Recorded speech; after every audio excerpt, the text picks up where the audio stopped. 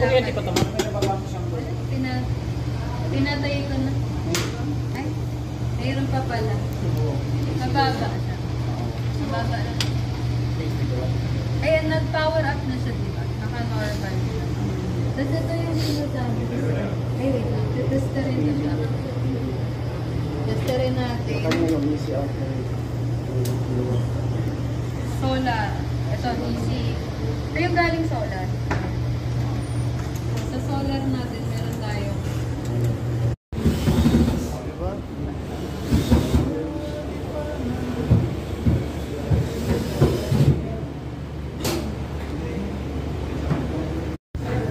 Ito na yun.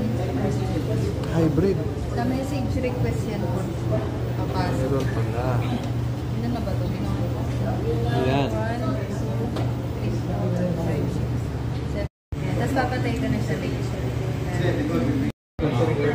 Battery first. Pag sinet natin battery first, hindi pwedeng sabay po. Isa lang yung ipa-prioritize na lang. Ito yung nanggagaling sa solar panel. Opo.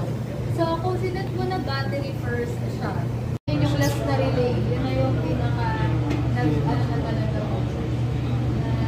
Ay, live yan po. Okay. Ingatan niyo lang. Ano po, yung sa BMS para makita mo siya yung sa line BMS.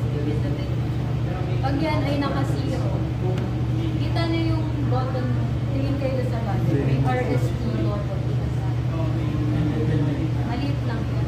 RST. Ibig sabihin ng preset. May times kasi na yung BMS ng battery sa katagalan natutunan siya. Kailangan mo lang siyang i-reset.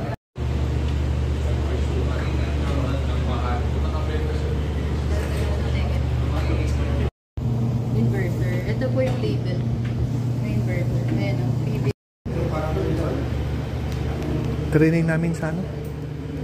Phil Solar Training Academy.